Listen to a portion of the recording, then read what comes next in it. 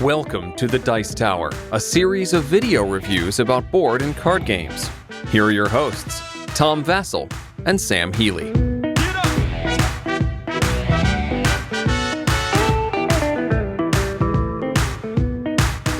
folks, I'm Tom Vassell. I'm Z Garcia. How you doing?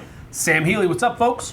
Now, when Bunny Kingdom first showed up, the first I heard about Bunny Kingdom, I had some of the artwork on my walls at home from Iello. Yep. They showed that artwork off like last Long time session. ago. Yeah, and I kind of forgot about it. Came out and Sam was like, "What is this game? Yeah. Bunny Kingdom."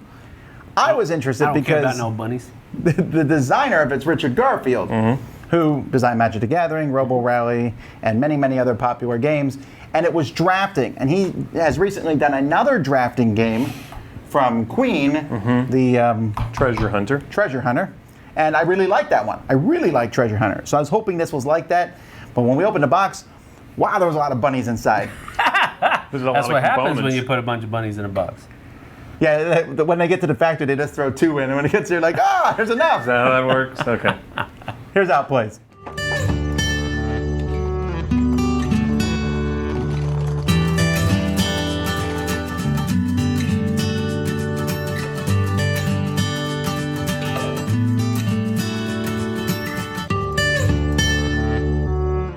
So here's the board for the game. You're going to be placing the cities. These are level 1 cities. You can tell because they have one spire on them. On each city space on the board, each player is going to get a pile of rabbits of their colors, of their color, and then one of them is going to be placed here. The game revolves around this giant deck of cards. And this deck of cards is going to be used in drafting.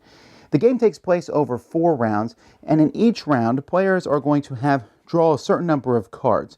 12 in a 3-player game, 10 in a 2 or 4-player game. You are going to be drawing, each round you're going to be picking 2 of the cards in your hand. So I'm looking at all these cards in my hand. I'm going to pick 2 of them to play, and then pass the rest on to the next person. A 2-player game is slightly different. You have the 10-card hand, and you have 10 cards in front of you. At the beginning of each turn, you'll draw 1 card from that 10 in front of you, add it to your hand. Then you're going to pick 2 cards. You're playing one and discarding the other. And you're going to keep doing this till all the cards have been played. You will then score for each of your fiefs out on the board, and then you will draft again. So before I show you the cards exactly, let's talk about scoring. You're going to be getting rabbits and territories on the board. These territories can have a building in them or nothing in them. They can also have resources in them. There's 3 resources printed on the board. There's carrots, there's lumber, and there's fish. So when you have a rabbit in a territory, that's territory. That's fine. If you have 1 or more in a territory, that creates a fief. Now, fiefs are going to score between each round. And the way you score them is the number of the city's spires, so here it's 1, times the number of different resources. So this is only worth 1 point. If I manage to expand it here, I would get 1 times 2 points. If I built a level 2 city here, now I have 3 times 2. That would be worth 6 points. If I manage to add another resource to the city, let's say I build this here, this is a diamond resource, and get one of these in here. And then later on, I manage to get a level 3 building here. You can see how the points are going to start increasing. 1, 2, 3, 4, 5, 6 times 3. That's 18 points. So players are trying to get that. So you'll notice there's also little lava lines on the board. Those are separating. You cannot go through them. They count like walls. You can go around them. But rabbits in them are not going to be part of the same fief. There's also sky towers. If you build a sky tower, you'll put 1 in one spot and 1 in another spot. And those fiefs are basically together in one large fief. So these 3 and these rabbits would all be together. So that's how you're going to be scoring each round. Now, how is the game played?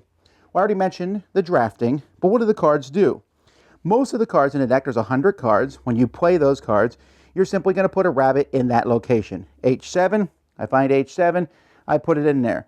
The cards actually tell you what it is. So this tells you it's a level 1 city. So there's a lot of cards in the deck. There's only 1 for each spot on the board. So I might play H7, I might play G8, I might play J8. Some cards are going to give you buildings. This here is a mushroom resource. It can only be placed in a tree area, but when you play one of these cards, you don't play it right away. you simply put the card in front of you, find the matching building, whether it's a level 1, 2, or 3, or whether it's a resource, and you're going to put that on the card and just place it in front of you with a chance to put it on the board a little bit later. Some cards are scrolls. These are going to be worth points at the end of the game. This one will double the points from each treasure that you have. These you're going to keep hidden. Players don't know exactly what you've taken. This one here, for example, is a treasure. It's 1 point at the end of the game, or 4 if you also have the right glove, which is kind of a handy thing when you have the left glove. This one here gives 10 points if you're in second place at the final scoring. There's more buildings. Here's a level 3 building, which can only be built in mountains. Here's a level 2 building. When you play these cards again, they go face up in front of you. There's also a card that when you play it, you'll draw the top 2 cards from the deck and play them, so it's kind of a random thing. So players are going to be going through, looking at these. Some of these are worth, this is 12 points if you control at least 10 fiefs at the end of the game. Here's a gold resource that can only be played in mountains. Here's a 15 points at the end of the game if you produce at least 5 carrots. Lots of different buildings in here. Camps. Now, at the end of each turn, after players are finished drafting, they're going to build any buildings they want to. You're not required to, and you may not even be able to, depending on the requirements, but you can put out buildings. You might want to save them for later, but because there's scoring between each of the 4 rounds, you might want to play them earlier. A camp lets you put a rabbit anywhere you want. You put out the little camp token, and you can put it anywhere you want with one of your rabbits in that area. The camps have numbers on in case multiple people are playing camps. The lower number goes first. The camp is great because you can put it wherever you want, but if another player gets the card that's H5, then they will be able to place on top of you, removing you and putting their rabbit here. So camps are great because they can go anywhere, but they're also very dangerous. The Burgmaster here gives 1 point for every city you control, and that's pretty much how it works. That's the game. You're going to do this 4 times. Each round, you are going to draw another hand of cards and deal them out. All the cards will not go out from the deck. There will be maybe 20 cards or so left over. And then after the final scoring, you'll reveal all the scroll cards, add those to your final score, and whoever has the most points is the winner of the game. Okay, I want to do something slightly different here, and we're going to talk about components after we talk about gameplay. Okay. All right. The gameplay itself is drafting. It's the biggest deck drafting game I've ever played. There's like 136 there's 182 card deck. That is a huge deck. It was over 100. So 100 of those cards are the spaces on the board. Right. And then the other 82 are mixed between buildings and the different ending victory cards, of which there is a lot. Yes. Like, you don't realize how many of those, you're like, oh, here's a victory ending card. Well, there's like 5 of them. Which ones do I pick? Yeah. There's a lot of cards, and in a 4-player game, you will go through, let's see, you're going to go through 10 times 440 times 160 of those cards. So 22 cards don't get used. Okay. In a 3-player game, you go through 36 times 4, which is 120. Anyway, a lot of cards that you're going to go through. Okay. He likes doing that math on camera. No, I wasn't able to finish it there. But what I'm saying is you don't go through all the cards. Right. So not everything is on the board. But what I find interesting about this game, when you draft, you get so many choices.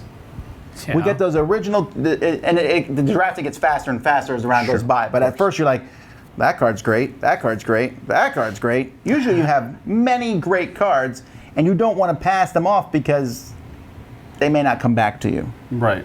Well, And you have to think about what's great for you. And bite you in the butt. You have to think about what's great for you and what's great for the player you're about to hand those cards to also, if you want to consider those things. Right. Hate drafting is strong in this one. You could go Or that at way. least the desire to do it. Hate drafting is even worse in the 2-player game. So I play the 2-player, and the way the 2-player works is you have a hand of 10 cards, and there's a 10-card deck in front of you. And each turn, you draw 1 card from your hand and put it in there. So your hand's slowly changing. Right. And then you play a card and discard a card every round.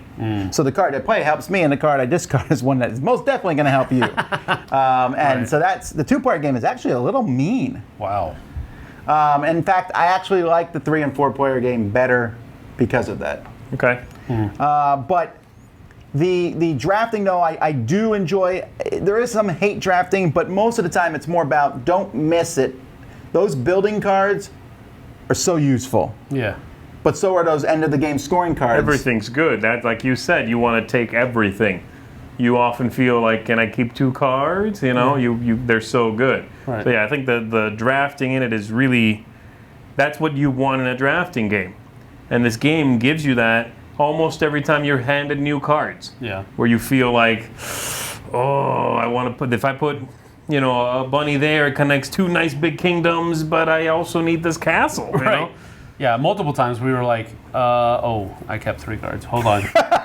Yeah, that's what I meant. You keep 2. You wanted to keep 3. Yeah, we multiple times we were doing that though. It was Right. we're just like, oh, I want that. Oh, wait, I can only keep 2. So, Absolutely. Yeah, it's hard. It's really hard. And there's some mathiness in it, right? They give you cards that show you how to multiply all the way up to like 16 by 16 times something, yeah. right? And that's because you can make a kingdom that big.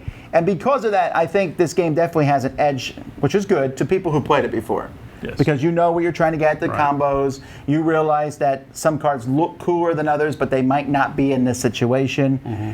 I don't know how well the game, I haven't seen anyone yet try it where they kind of didn't try to score on the board at all and just took a bunch of scrolls. That might be a possible way. And a lot of the scrolls are based on the board, though. No, but I mean, where they're not trying to score kingdoms, like the scroll might be have a bunch of carrots and get 20 extra points. Have a whole bunch of different kingdoms, get points, get a point for everyone on the outside board. So you don't worry about getting big kingdoms. You're just trying to fulfill the things that make your cards. True. I haven't seen anyone... I felt myself doing that. The last time we played, I definitely went for like, you know, I had an early card that said, get a bunch of points for fish, have this many fish. I was like, well, I don't care if they're together or not. If a fish card hits my hand, I'm keeping it. All right. And then sort of retroactively tried to hook them up, you know. But you can do that. Yeah, you can just be like, okay, I'm going to play the geometric game, or I'm going to play the card combo game, you know. Yeah, I guess so. I think there are enough parchment cards that you have to play the geometric game on the board. Yeah, I don't think you can completely neglect it. I think you have to. I'm going to try it one game sometime. But you can sort of work backwards. You can start from one point and work towards the other, you know. Now, I'm a sucker for grid games. I really am. I like the whole point on the board. I really like that the camps. This game, you can be really mean to someone and put a guy where their camp was. However, they asked for it. Except in a 2-player game, the camps had to take on a different field there because you can discard one and then later on put a camp in that spot, or you see the other person discard it, knowing you're completely safe going there. But in a multiplayer game, you can put one there. It's like, yes, I joined these together, and I hope no one ever draws that card. But there's not. Almost every card's going to be drawn. It's really fun though to play the coordinate card where somebody else has a camp, and then ask them to put your bunny where it's supposed to go. That's really fun. Mm-hmm. But what I'm saying is, sounds like, play this for me. Oh, sure. If you don't, it's me. If you don't like to take that element of that, you don't have to put yourself in that position. Yes. No one's making you play the camps. Right. Although you can still kind of, if someone's building 2 things together, you can be like, oh, I'm putting my rabbit in the middle there. Oh, I'm sorry. Yes. That happens there. So now to the components. This game has a ton of plastic. Yeah. The castles are pretty neat, and I like how they have the spires on them to count. It does make counting up how many, you know, what that multiplier is from that point of view. Yeah. Very easy. Yeah. Right. Now I'll pass it off to Z. Oh, wow, that was really smooth, Tom. All right, so for me, again, I want to reiterate that I thought the gameplay, I agree with you here, is really strong. I love the drafting in this game. I like drafting games anyway. The grid thing is fine. I don't get excited by that. No, I love grids. But the drafting is good. I really like drafting. He loves grids. You heard it here. I love grids. Tom Vassell loved grids. I hate grids. And so that was all great, but the visual clarity in this game I thought was a huge mess. Everything the board is way too small for how much is going to go on it. And then every rabbit has the 2 little rabbit ears, which after you've filled the board with a bunch of these little plastic miniatures, just looks like a mess. They're not all facing the same way, so you're counting 1 this way and then 2, and there's all the colors, but you cannot group them visually into a coherent section. I could. I was having a major problem with that. And then you're also adding a castle, but you're adding a half tile to one corner. If you add a castle somewhere where there is a shield, you have to be careful about not covering that shield. Well, they do have the castles have a little curve in them, so they don't cover those. Sure, but I thought visually the game was a mess. All right, now I'm not as strong as Z on this, but I do see his point. I do think the board is too small, and I do think that it can be problematic when you glance at the board. It's like just a discordance of noise. It's like, woo. In this case, less might have been more. I wouldn't have minded little wooden rabbits, maybe, that were there on the board of different colors. I think it would have been easier to see the connections of them. It doesn't stop me from liking the game, though. I like it a lot. It doesn't bother me that much. I do think the board is too busy. I think a bigger board would have solved that. But I love the artwork. I like the artwork, too. I think the artwork on the cards especially is fantastic. I really like the artwork. I just have a hard time playing the game. You don't, though, right? No, I didn't have. I think the colors of the bunny pieces are different enough. I mean, they contrast enough with the other ones that I think it's easy. Maybe you kind of have to come back and instead of really trying to study the board, just kind of come back and let it all kind of blend together. Cross your eyes, it makes a picture? Well, maybe a little bit, a little bit of that, where you don't see all of the minor differences, and then you can see where, okay, I have a big patch of stuff over here, a little patch there, a little patch over there, and that helped me while I was playing the game, because I didn't have to be detailed about it so much, and I took a little bit of a course of action where I was focusing on my cities. And so I was mainly more worried about the cities. That was the difficult part for me. I do like the spires that you were talking about. It made them easy that way. But those two together were the difficulty for me. But the board, it is busy, yeah. It is probably smaller than it should be, but I didn't have as much of a problem as you did. I'm just saying, I think a rabbit with one, like a wooden rabbit, would not have mixed with the spires as much. See, the spires were great, but then you also had two spires on every rabbit, essentially, the ears. No, they were ears. The spires. I know, I'm just saying, when you looked at it, there was like lots of things pointing out. It was a huge three-dimensional thing. That was Which is really cool, yes. Well, what are your final, when you mix all that together, what's your thumbage? I really like the game. I just don't think I'm going to play it a whole lot, which is unfortunate. It is that bothersome to me, unless I have someone who wants to do all my scoring for me. But then, which he usually does did, because I couldn't finish. I was sort of like staring at it going, blah, but I also have a hard time playing because I have a hard time seeing the shields with castles and rabbits and everything in the way, and they're tiny, those shields that show a carrot or whatever the thing is, they're small. So I'm gonna... That's weird. Now that you mentioned that, I don't mean to stop you. I think I may have made the decision that I didn't put a city in one of those places on purpose. I may have subconsciously made that decision so that I wouldn't come close to covering it up. That's kind of what I'm speaking to, though. Yeah, cool. All right, go back. Sorry. Anyway, I don't know. I'm going to tentatively give this one single rabbit ear up. It would have been higher than that because I think the game's very strong. Don't like the way it looks. Don't like the way it visually, how do I put this? I love the artwork. I don't like the way it looks on the board, okay? So one rabbit ear up, which is all the ears the rabbits should have. Okay. Maimed rabbits? What? I will take this game and take a knife to each rabbit. Cut off all the ears. And people say I'm the violent one. All right, well, what's your thumbing? All right, so my thumb is going to be 1.5 barbarian bunnies up. I really enjoyed the game. I thought the artwork was great. I think the visual appeal of all of the three-dimensional pieces is also really cool. It is slightly cluttered, which is probably why... No, I don't like the theme. That's actually why... That's one of the reasons why it's only a half thumb down. If it had been a different theme, if they would have used maybe even just a different animal. I don't know what it is. Bunnies, I just have a slight aversion to bunnies. One ship down, baby! But Red Wolf! But I mean, I think the clutter and the fact of the theme, this is one of my biggest surprises of new games this year so far. Because I originally looked at it and wrote it off.